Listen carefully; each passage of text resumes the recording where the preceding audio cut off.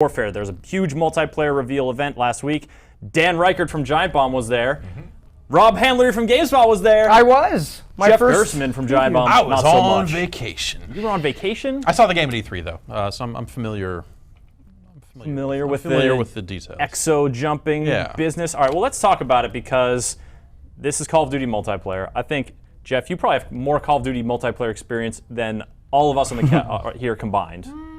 Dan, do you play much? Yeah, I've kind of been the Call of Duty guy for the last several years. Well, that's right, because you at Game Informer you said you did the cover story for it, right? The cover story for Advanced Warfare and Ghost, and I did all the review and multiplayer trips and all that stuff. So yeah. So you guys got chops, Rob.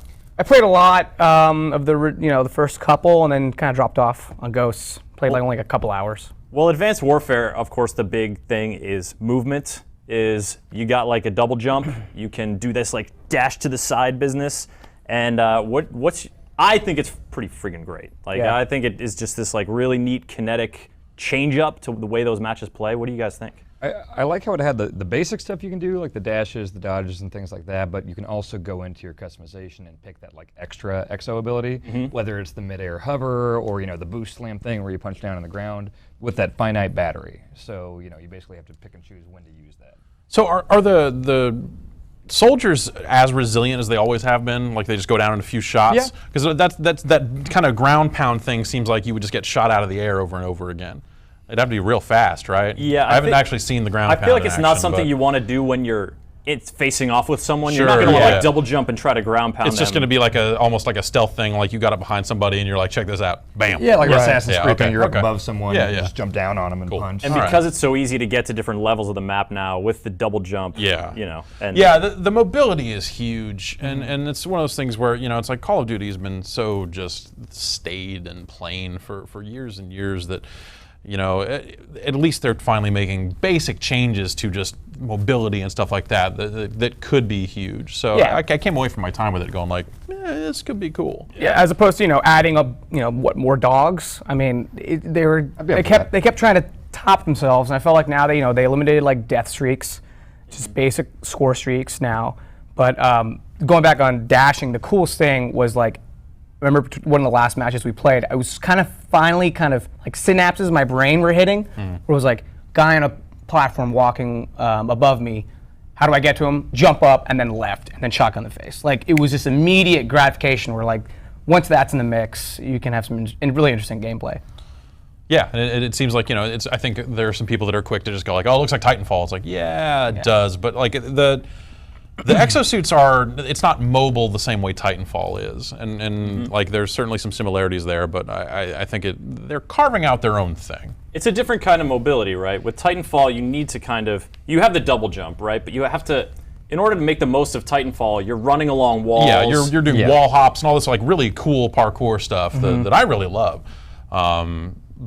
This is different. This seems like a slightly more deliberate than that, where it is that kind of just double jump, boost left, it's almost like UT or something, with the kind of double tap dashes and that sort of stuff. Yeah, with those jukes. Yeah, it feels like there's more weight to them than there is in Titanfall. Titanfall's kind of, I don't want to say floaty, but I mean, you can really just be sprinting around doing all the wall jump to wall jump stuff, and this, deliberate's probably a good word for it. So you can dodge something or get out of the way of a grenade or something, but you're not just flying all over the map. And I think because of that, the short range boost, and it's the hover is it's a short range hover. You're not going to be hovering around the map like it's some kind of drone guy raining down death upon everybody. But it's all sort of focused on this short-term maneuverability, this just a quick move, a quick sort of engagement. And I think that the way that Call of Duty's always been is firefights are very quick. It's all about positioning, and then once you guys are actually shooting at each other, it's over almost immediately after that. So having that stuff crammed into that speed is I think really interesting. And that seems like a difficult thing too. It'll lead to situations where you go I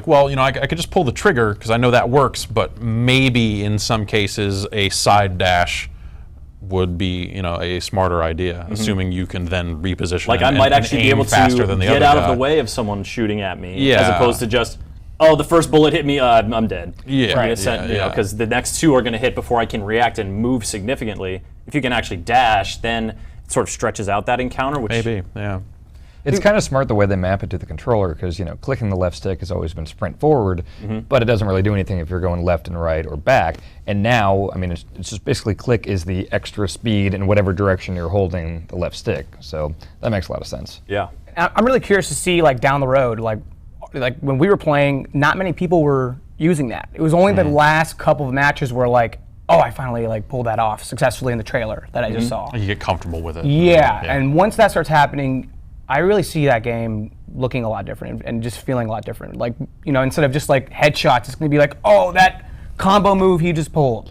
That's going to be something to look forward to. And I think especially in uplink mode, which is the new sort of mode that they were showing off at the event we went to, it's there's a neutral ball that you have to throw into this glowing sphere on either end of the map. The fact that those juke maneuvers, that maneuverability, when you're trying to run the ball from point A to B, that opens up a whole different kind of pace. It feels like an American Gladiators event. It kind of does. And you get extra points if you dunk it through by boosting through. You do. Yeah, I like that a lot. For me, though, the mode conversation just starts and stops with did they put headquarters in it or not? Because that's Ghost didn't have it, and it was just why would you not do that? Headquarters is your jam. It's kind of the other mode. It's there's team deathmatch and there's headquarters, and then you're done. There's other.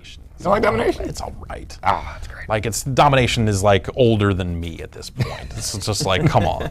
Team deathmatch is the mode. That's the mode that lasts. And then headquarters was kind of the young upstart that was fun. But There's Hardpoint that's coming on back. Okay, yeah, Hardpoint's good too. Yeah. We even touched briefly on Uplink how you could, especially with all this customization of class and everything like that, that we were almost getting a conversation about like a football team, different actual type of people customized for different things, running of the ball. He would be decked out with the double XO abilities, just because that's all he's doing. He's running, get the running boost, and then maybe a health regenerate, and then you got maybe a QB throwing it downfield. That's all they're doing. You could basically see a team coming kind of. And I think that's how it differentiates itself from modes like Oddball and other sort of control the ball stuff that we've seen before. It's you can do this pass, and I didn't notice this until we were going back and looking at the footage, but if you have the ball and you're running, and any of your teammates get into your view, it'll auto-select one of them as a pass target, and then you just pull the left trigger and gun it to them. Yeah,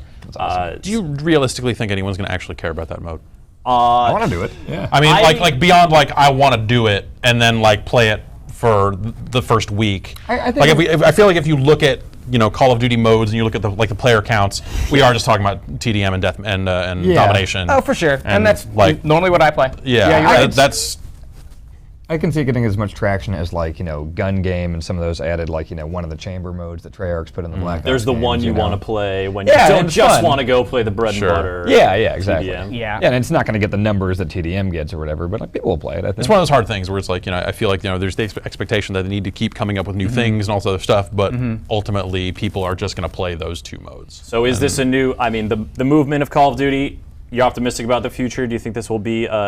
Certainly, it seems like we're all welcoming it. Do you think that the consuming public buying millions of Call of Duty copies a year? I think it's really it is definitely risky on their part, because if you look at it almost feels like they've been afraid to make drastic changes to Call of Duty because it ain't broke. Because they're golden goose. Yeah. If you mess with it too much, it's no longer the game that people fell in love with. And but I think that they've reached a point now. You look at Ghosts, you look at kind of just the player numbers and stuff like that. It didn't seem like it had the staying power. They obviously need to make changes. Yeah. And personally, as someone who's just been getting more and more bored with it as the years go on, this is the most dramatic change they've made. Yeah. It's not just hey, we came up with a ninth new way to unlock stuff. Though they came up with that too. They apparently. definitely have that too. There's a pick 13 now, Jeff. Oh, it's a whole different game from All pick right, 10. that's whoa. Yeah. And then loot crates, right? Because Battlefield, Yes. that's Yes. everyone's favorite thing from Battlefield and Mass Effect. Listen, man, they Let's gotta bring that they in, gotta right? bring microtransactions in there. You think they will? Because that's always been the thing. They're Call of Duty made so much money that they always were we don't need to sell currency or we don't need to charge for multiplayer. They tried with Elite. They did Elite. right. And they, obviously they sold this Snoop Dogg voice pack, which is fantastic. I use it. Whenever I'm playing Call of Duty Ghosts, I use the Snoop Dogg voice pack. Nailed it. Nailed it. And yeah, so it's one of those things where you look at the loot crates, you look at it how it was in Mass Effect 3, and you're am I going to start buying crates to I mean, unlock if the stuff chance early? is there and they get something neat. Who knows? We may be paying for little things in Call of Duty in like addition a- to the big thing. But they've been New pair selling of weapon gloves. skins and all this other crap for a long time. yeah. Like, for the last couple of years, they've been getting into selling you garbage. So why not? New innovative ways Yeah, to sell you garbage. that's right. This weapon skin that you'll barely see on your gun because who looks at that? Because you're sprinting like It this. looks all the time. like weed leaves.